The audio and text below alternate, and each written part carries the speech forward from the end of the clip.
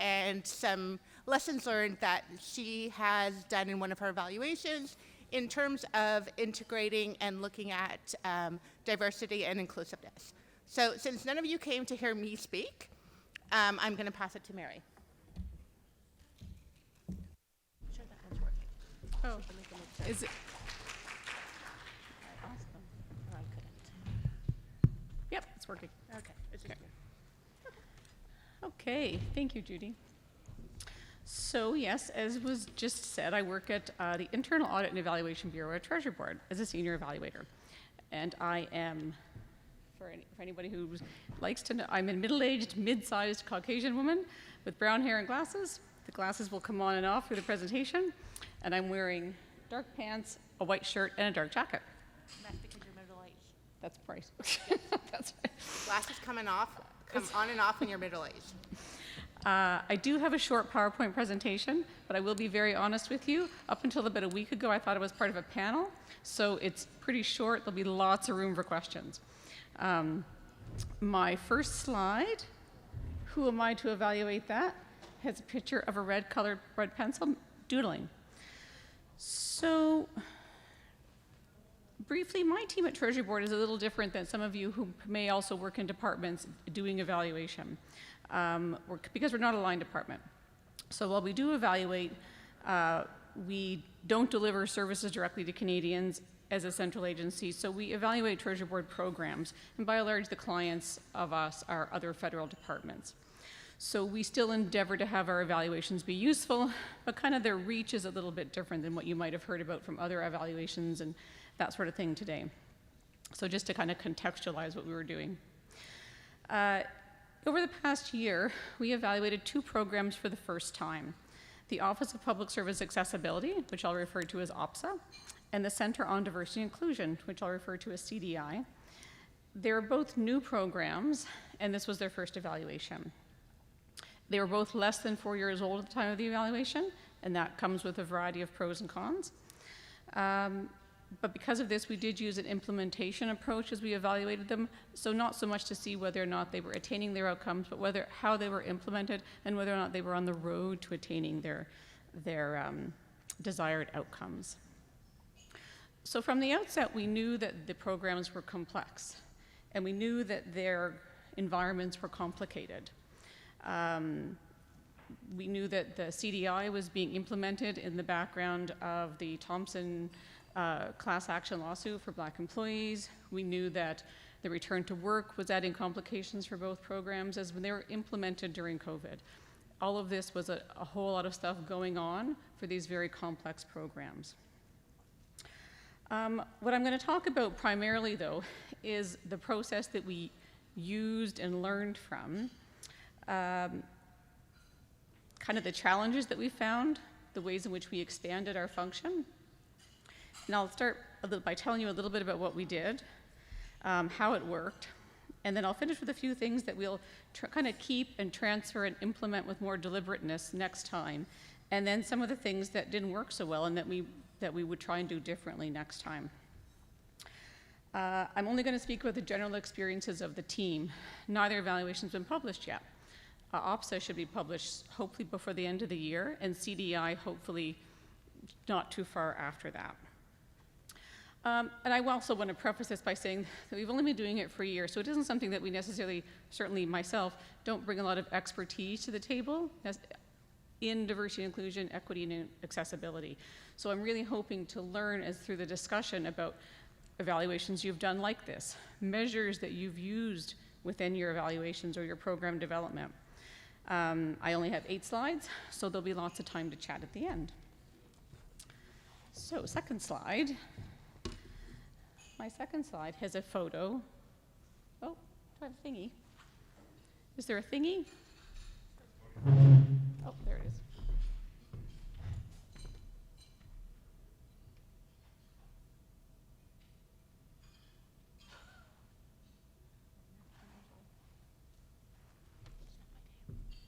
There we go.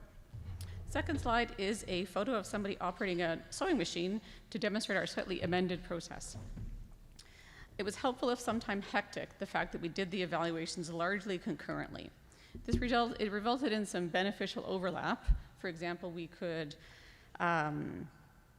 two evaluation leads could work together. We developed our tools a little bit together. We shared interview guides, that sort of thing. We also made notes on our tools that the data might be shared across the two evaluations, if applicable.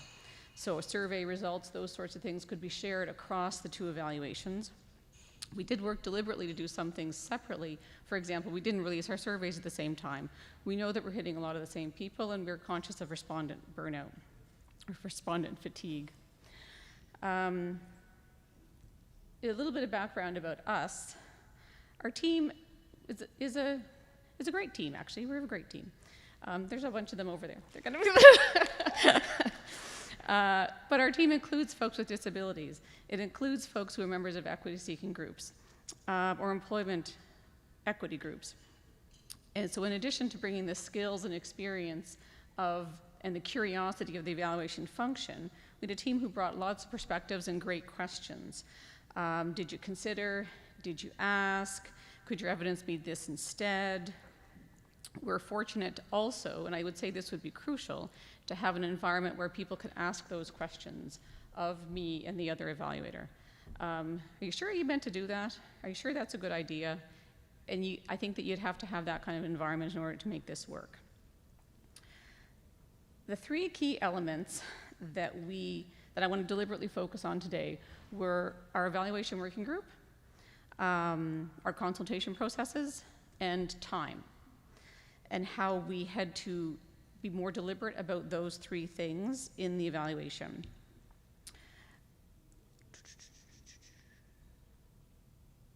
We also kept in front of us personal bias. And we all have it, we all bring it to the table, and just to pay attention to it. We had a lot of conversations over the course of the time that we spent these evaluations, thinking about that and being aware of it, just so that we were aware of it.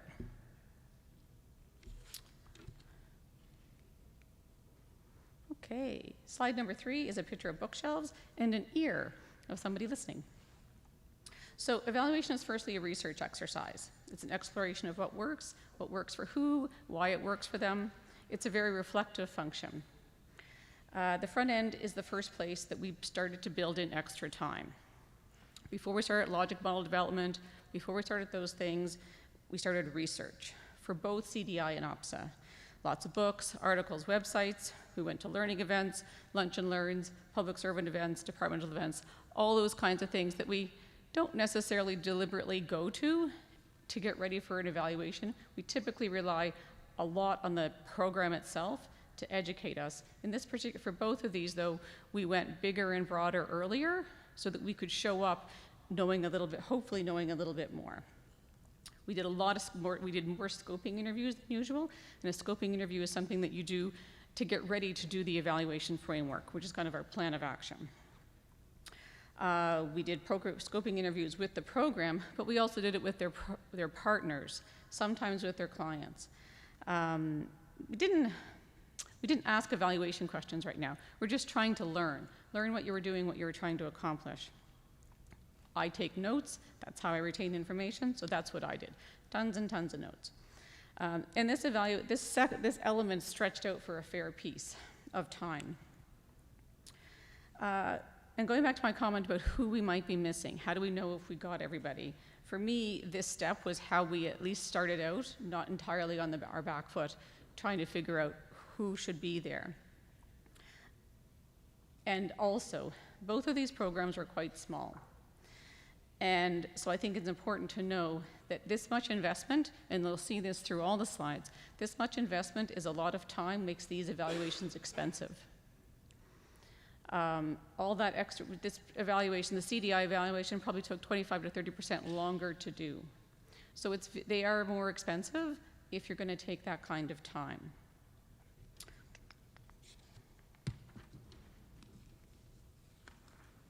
Okay.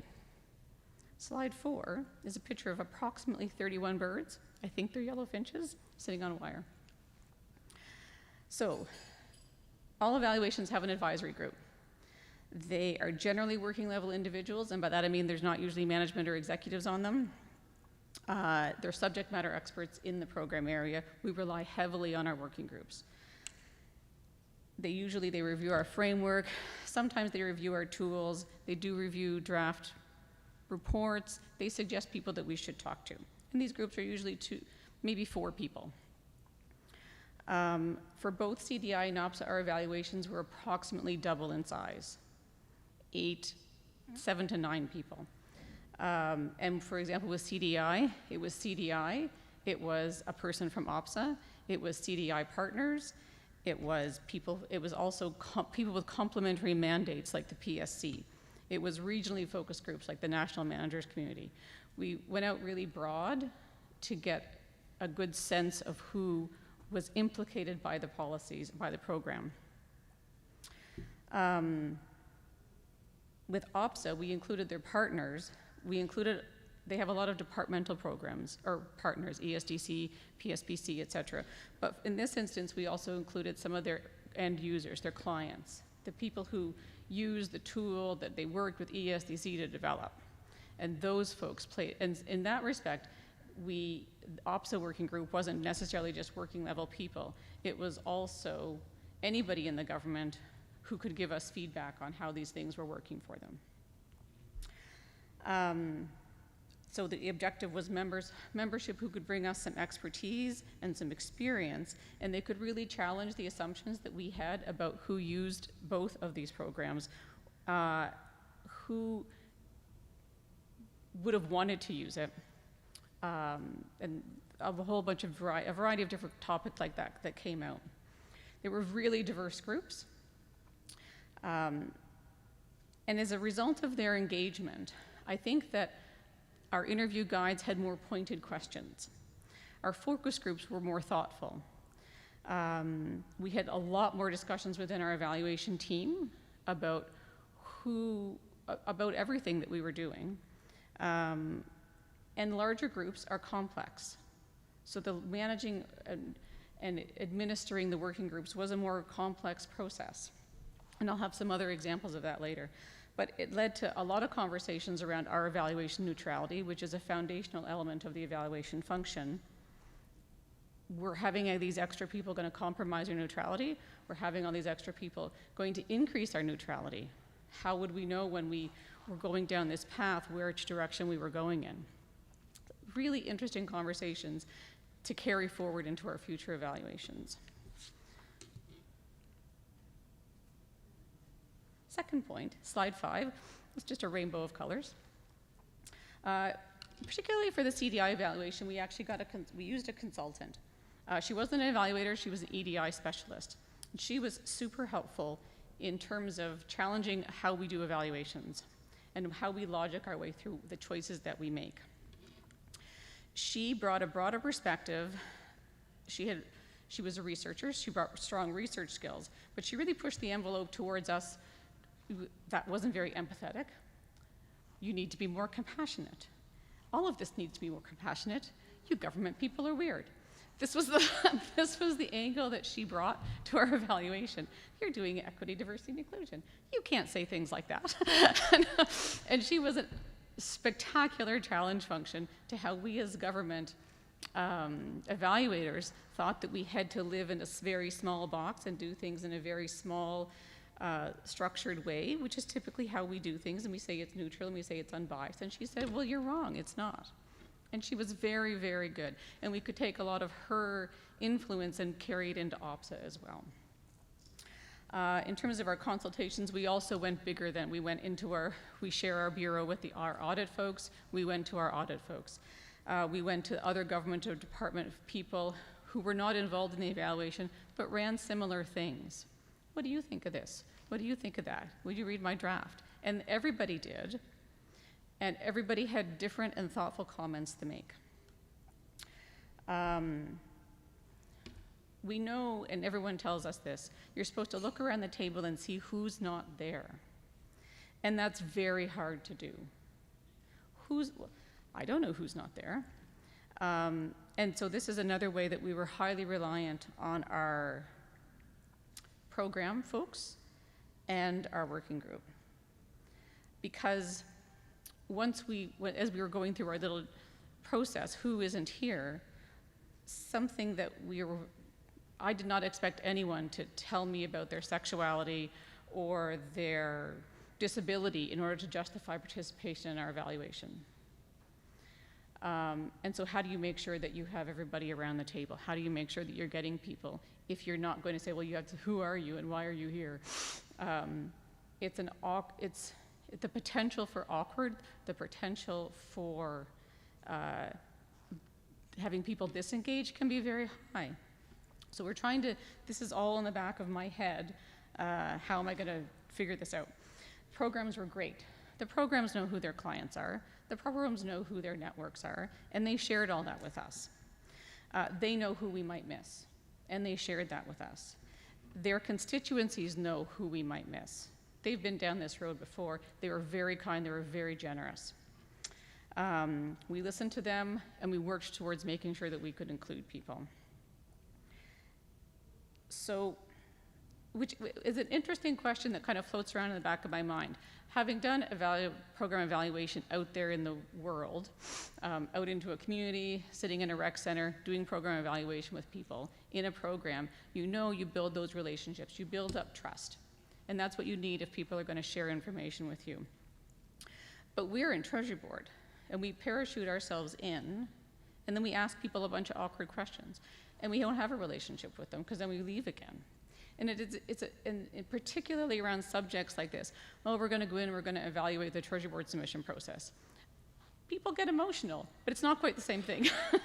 So as we parachute in and talk about these very complicated, very complex issues, and it's another thing about the time angle, about how do you develop those relationships and ask people questions and have them want to share with you and have them trust to share with you and have them believe that you will do something with it. Make it worth their while to share with you. And that was all the drivers behind our consultation process. Have people really believe that we will be useful for them and that our methodology will be useful when we're all done. And some people might say that all of this consultation is actually program development, not evaluation development. And it's a really good question. Did we cross some line? It's a legitimate question. Okay. Slide 6 is the photo of a smiling snowman being held in red mittens. So as you can probably assume, all of this thinking and mulling and chatting takes a lot of extra time. We tried deliberately to build a much bigger snowball. For those of you who aren't evaluators, a snowball is a methodological approach where you are trying to get your survey, for example, out to the people that perhaps you didn't send it to. So your snowball's rolling down the hill, you're catching people that otherwise you would not have caught. And sometimes you don't want that because then you don't know who's filling in your survey. That's what we wanted, though. We wanted a broad catchment. Developing the evaluation tools, though, took longer. We took them to the evaluation group. We had to make sure they were accessible in a firm, and we were more deliberate about it than usual. But we have to make sure that the questions make more sense because we don't know who's going to fill them in. We have to make sure that they're more, we went so many discussions with the working groups around language in the surveys and the key informant interview guides. How can I ask this and get the kind of answer that I'm looking for when I'm asking so many different people? It was definitely a longer process. It was a really good process. We had to think about things differently. And I think it was a good progress for our evaluation group. They really, you can't use that word. No, you can't use that word with those people, but that word with those people. And you can't ask those people that question. It's not meaningful. And it's an interesting question for us, though, because we do standardized tools. Well, now my tool isn't standardized anymore. So there's lots of different discussion around methodology that we have. And they were and I keep saying that. They were good discussions. Sometimes, as I mentioned quite earlier on, we never landed on agreement. because you have a larger group, it's a much more diverse group, and everyone didn't agree. And so are we all comfortable with the fact that we don't agree? We did interview more people as well, more people than usual. We did take some untraditional routes to find some of the people that we were going to interview. There was a certain number of Indigenous employees I wanted to interview, and it was a weird kind of puzzle of referrals and recommendations to find people who could speak to the programs, who knew what we were talking about. But we did. It just took a little bit longer. And sometimes we did processes differently, where we would do a focus group on something. I did 4 or 5 interviews instead because the people didn't want to do a focus group. We kind of formulated our focus groups differently. With some of those other kinds of just meeting people kind of where they're at. So, things that will carry forward into all of our evaluations. Slide 7 is a pathway over a sand dune at sunset leading to the beach. What we learned is something that I still struggle to articulate, which might lead you to believe that my presentation is premature. But I still struggle with everything that we learned and what's the best way to convey what we learned. But we did learn about being more accessible. We learned about accessible evaluation questions, inclusive language. We learned about questions. We learned a comfort with having our tools be non-standardized. Or I learned that, maybe the team already knew that. I learned that. We learned about accessible documents, English and French and technology. We had good discussions around making all of our documents accessible by default, those kinds of discussions. We learned about accessible engagement around, you don't want to do a focus group, we'll chat anyway. You're on my working group and you don't want to talk during the working group, we'll chat offline. But you're still a part of the group. Those kinds of things to make sure we could hear from everybody. And we had time zone issues because we had an accessible working group. I want to say that we can carry everything forward, and it isn't that we didn't do some of these things anyway, it's that we didn't do them with intent. We didn't do them with a deliberate intention of, we will make sure that. So we did them before in a kind of an ad hoc manner, but now we will add the structure and the protocols around ensuring that this is how we will proceed with our evaluation function. Being deliberate about the evaluation group members as opposed to who agrees to be on the group versus who we'd like to have on the group. Being deliberate about timelines. And I think that this is really important. It isn't that the evaluation's running late. It's that we built in the time to do all this stuff. The evaluation took longer. The next evaluation won't take longer because we will build in the time required to do these steps, and then it will be on schedule. Maybe we'll look at budgeting, like that, how those things work. Usually we divide our focus groups by language. We'll have an English group and a French group. Should we divide them up differently? And what would that look like, and why would we do that? But we can think about it. Certainly, I mean, I think we knew this going in, but we really did learn how big and complex diversity, inclusion, equity, accessibility, all those things are. We had our typical lines of evidence. We did all the usual lines of evidence, lit reviews, et cetera, et cetera. And from here we make judgments, and that's the evaluation function. We gather up all of our evidence and we make judgments. But we added a new layer of questioning to the judgments that we were making. This is who we are, this is who we're bringing to the table, these are the judgments that we're making. Oh, I wonder why we think that way. It was a very contemplative, reflective exercise at each of these draft junctures. We made assumptions, but we were I think, we tried to be more articulate about the assumptions that we were making. Okay. Slide 8 is a maze made out of a hedge. So I want to say that we're all told failure, or in evaluation conferences anyway, we're all told failure is okay, and I would suggest that sometimes there's very little tolerance for it. Where did we drop the ball? Because we did. For example, we did CDI did 2 surveys. I don't know, one of them, for one of the surveys, for one of the evaluations, the survey went through a zillion different accessibility tools, English and French. A whole bunch of different departments tested it for us, and some guy emailed me and said, I can't use your survey, you fools. Doesn't matter how many people tested that for me, yet again, he had a survey he couldn't do. So I think that we failed in spite of, he doesn't care. Well, I'm talking to him on the phone, and we did the survey. He still did the survey for us. We did it over the phone. But it's immaterial to him, the steps I took, because his whole experience of surveys he can't do. And then we chatted with him afterwards. The whole team, we chatted with him and his function at Shared Services about survey tool development.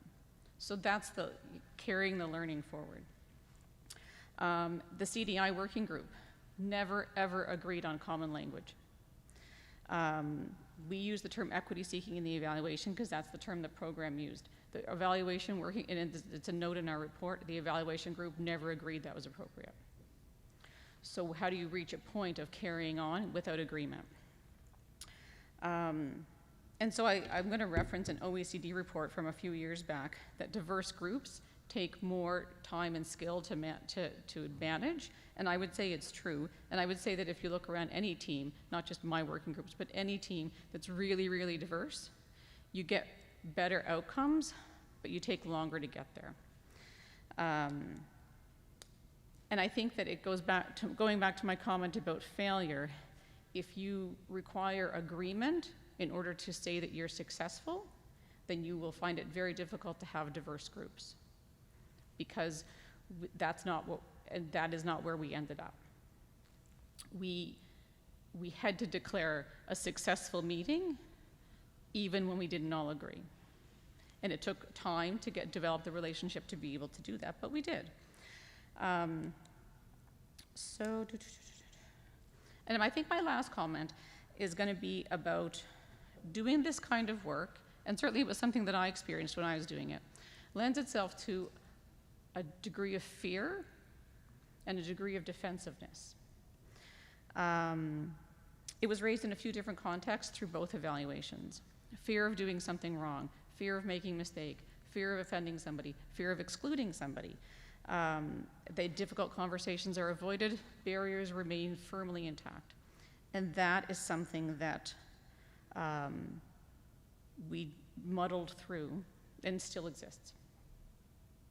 So, I know I have not used up the full hour. So, we do have time for questions, or if you've done this kind of work before, comments, suggestions, thoughts, and that's who I am.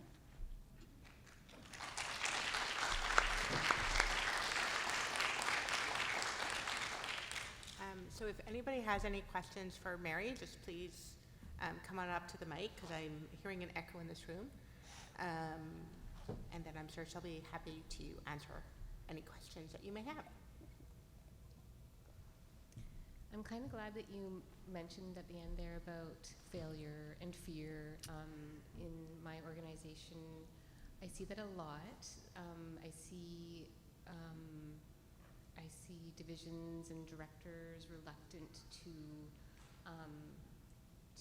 give a balanced story. They always want to give a positive story about results, for example, or when we're told that we're given, an evaluation is coming up, or an audit, it's fear. It's like, oh no.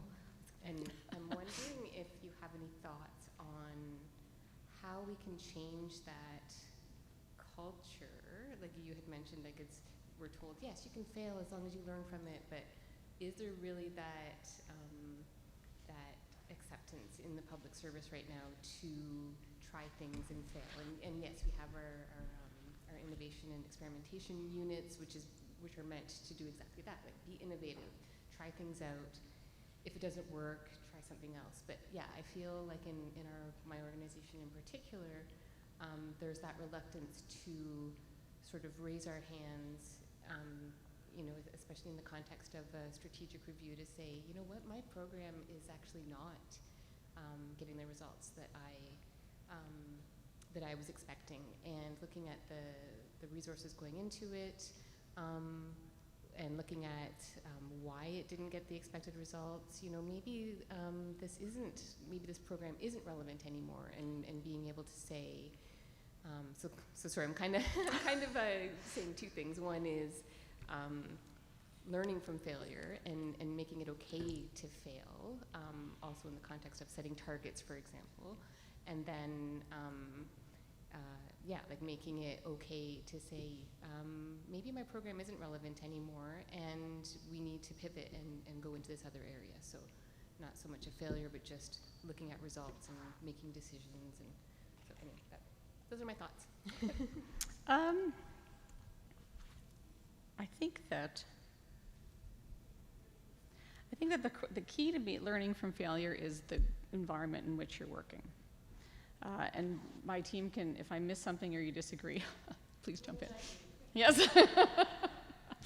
The key to learning from failure is where you're working and whether or not people give you the space to do that. And it doesn't matter if you're trying out for some team and you're 10 or you're working in the government. I think that if people give you space to do something and not have it not work, then you are more likely to do it even though it might not work. We evaluate things and we find out that things aren't working. And we observe the people when we give them this information. And some people do this.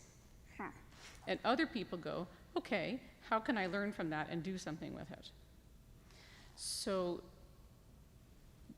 the first person looks at the report and says, you just told me that I failed.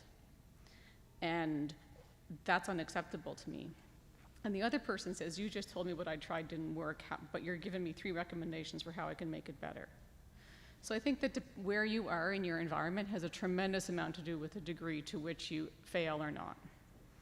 And I think that might lead into your second question, which is, I think my program might not be meeting its outcomes anymore. We've moved on, the world's moved on, something else is going on, who knows? But if you've got evaluation evidence, you can do many things with that, in that position. You will have avenues open to you that you can say, we're going to stop doing this because it isn't working, but this single element was really useful, and here's how we can carry that element on. Or it's not working here in Ottawa, but it is working fabulously in Halifax. Let's look at that and find out why. And those kinds of questions, the inquisitive function, the curiosity of it all, I think helps that part too.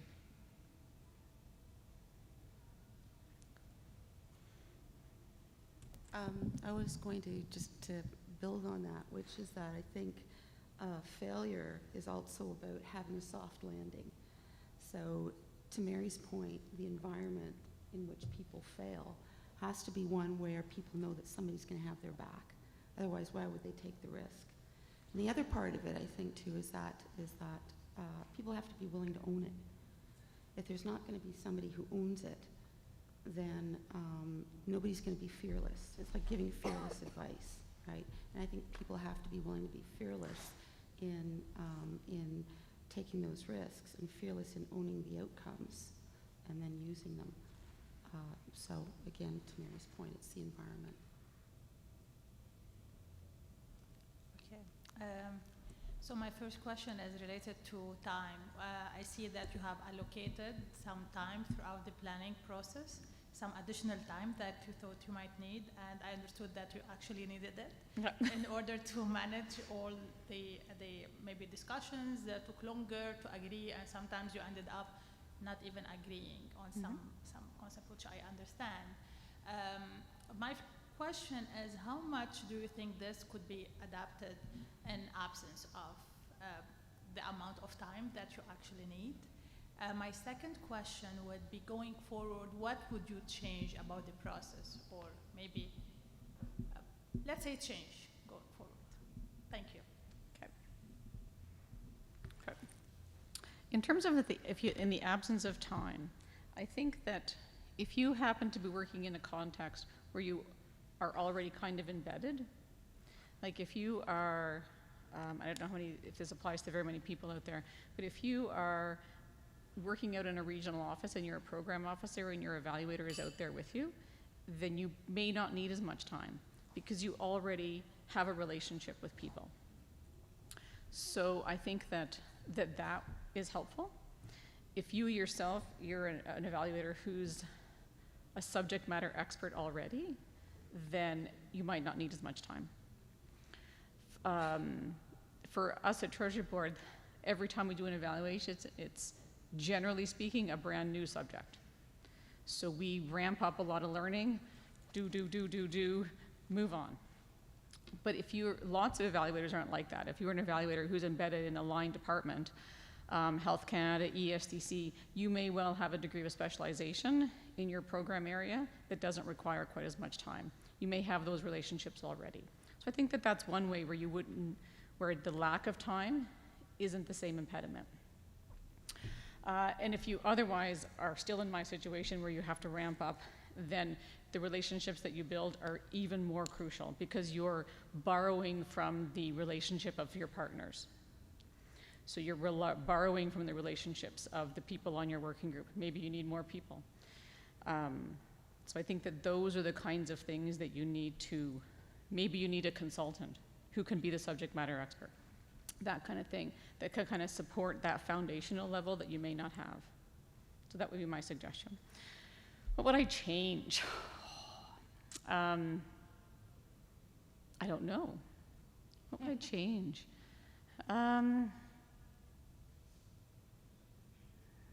Okay, I'm going to think about that. Okay. And maybe while Mary is thinking about that, not to put pressure on her, I can maybe answer that somewhat from a line department, because I do think Treasury Board is different than a line department, and I just feel the need to say that they're not related to the policy on results. They're separate. I don't know why. I just always feel like the need to say this and get very protective of them. So I think, like in my department, something new that we've started, because we have some very creative management there, is the evaluators, granted only 2 of us, but still, are starting to provide advisory services for performance measurement strategies or PIPs or whatever you want to call them, right? So what that allows us to do, which is very new, it's just started a few months ago, but what I'm realizing is it is allowing us to build those relationships. Now, it can definitely be overwhelming when you're a team of only 2 or 3 people and everyone wants to come to you and wants your advice. I'm not saying it's not overwhelming, but I think looking at where within the department you can find those linkages early on, and then building on those linkages. So we have linkages, so the director has linkages. My manager has linkages at their level. I have linkages at my level. So everyone kind of has the linkages, and then you kind of all work together. That would be the one thing. Again, I know everyone's envious of ESDC because you have all the data in the world, and everyone wants to go work there. It may not be as possible in such a big department to be able to do that, but it's finding like the audit group or the performance measurement group or those groups that you could have something in common with, and building those relationships so that when you do have to go into your next evaluation, you have those people that you can contact to find out. And definitely having to read so many PIPs definitely helps you learn your programs. So, do you have an answer yet? I don't want to put pressure on you. I have an answer. It may not be sufficient. If I was to change anything, I would have delayed the evaluations. I would have delayed the evaluations because, less so for OPSA, because it was actually a year older than CDI, or a year and a half older than CDI. But for CDI in particular, I don't think that they had enough time to get their feet on the ground before we pounced in on them. And I think that made made everything a little bit more complicated. So if I had to do over again, I would given them more time to operate. And maybe, but not necessarily left them to float bob around on a pool noodle alone.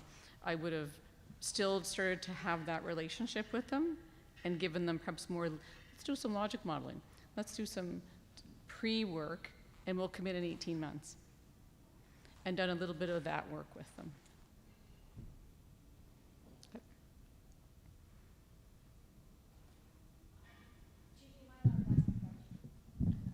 She's Mary, you're allowed to say no. You're allowed to ask a question. I want to know what you're most proud of. She's so sweet. That's just a you, I'm sorry, but that's just a you question. Geez. I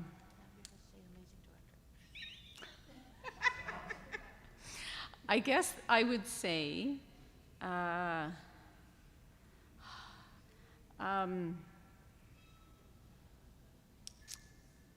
would say that I'm most proud of the fact that we were able to do them at the same time.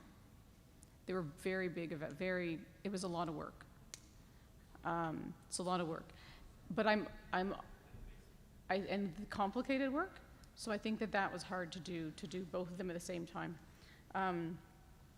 I also think that it was hard to do, I guess I would say that I am pleased that I was able to have these two working groups run along smoothly, relatively smoothly, and still have people email me now and be okay with that.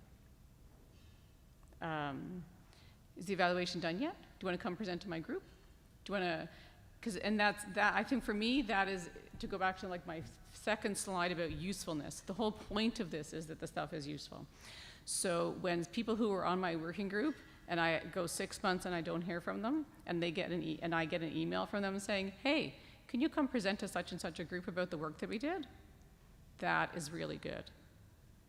That is a good ending, that A, they think evaluation's useful, B, we can still be friends, and C, the knowledge gets disseminated out. This is what's worked, this is how it worked, this is who it worked for. If you want to try it, I will help you. I think that's really good.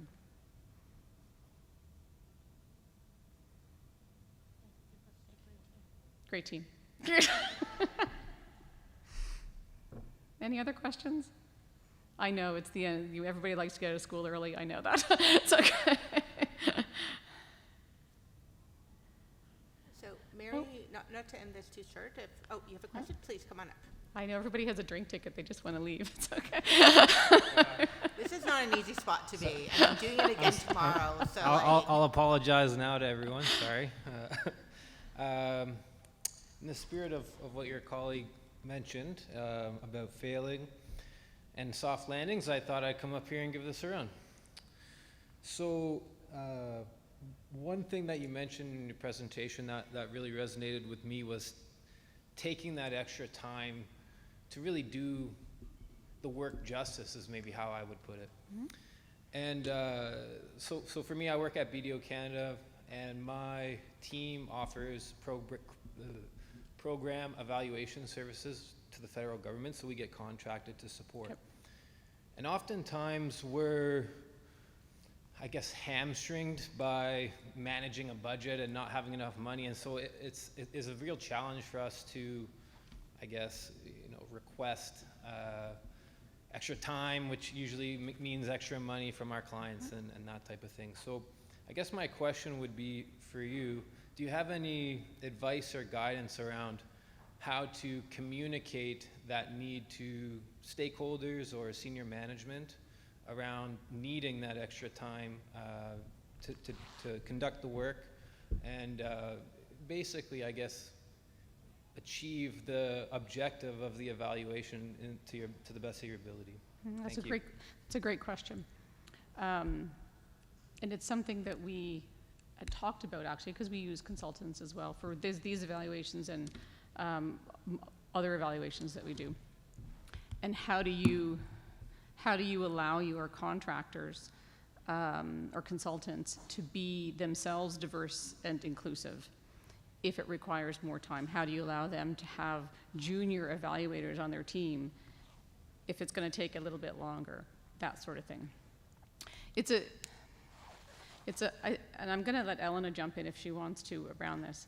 I think that it's probably something that starts at the RFP stage, back when you put in the parameters around what you're going to be looking for and what a consultant can expect from you. If you build that kind of structure into your if we build that kind of a structure into how we run an RFP, we will be more likely to have a consultant that has the time and the space to do that kind of work. And I don't know how much more difficult it is to do after the fact. But I think that there is, from that perspective, there is an economic argument to we will be able to do a better evaluation for you if we can do a jurisdictional review first. We will be able to do a better evaluation for you if we have a more diverse team, which means we have to wait, which means this thing. We have to have a more diverse group of people running our key informa interviews, which will get you better information. It might, a little bit of that kind of thinking about, this is it's a sales thing, I suppose, but what's in it for, you're trying to demonstrate what's in it for your client. And I think that there is a fair bit of research out there about increased diversity is better for your client. The more diverse your company is, the better it is for the evaluation product at the end. It's just getting them to buy into that, which I understand is your question. I'm just paraphrasing your question now.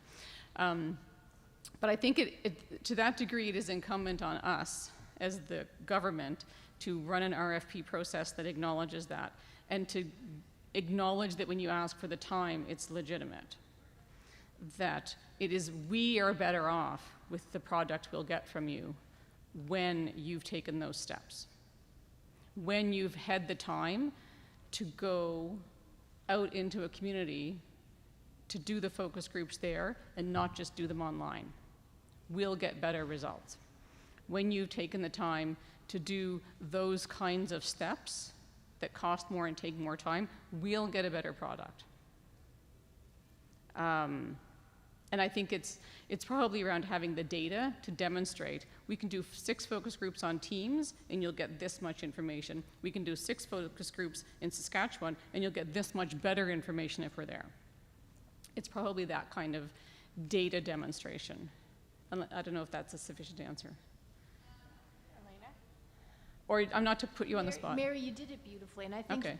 There's something here that also speaks about the consultants being brave enough to give us those options. Like, talk to us about that. If we've methodologically hemmed you in and you are only able to give us bargain dollar advice because we have gone to a ridiculous position of lowest cost compliance, let us know that. And I think even as a project authority who's going to market, I think we have to think about bold steps. Like, maybe we don't know quite what to ask, so maybe we have to go with a request for information. Consultants, industry, tell us how you would do it. And then we can take that information on board and then go to market for it. But everything you've agreed, like, I 100% behind what you're talking about, Mary. Like, does that help?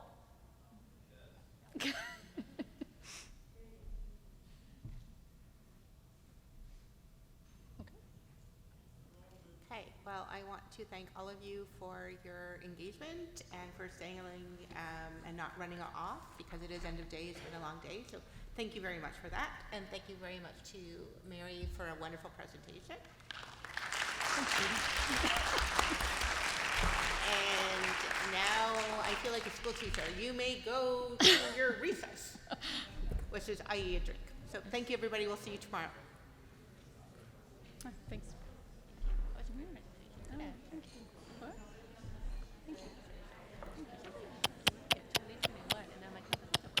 Check, 1, 2.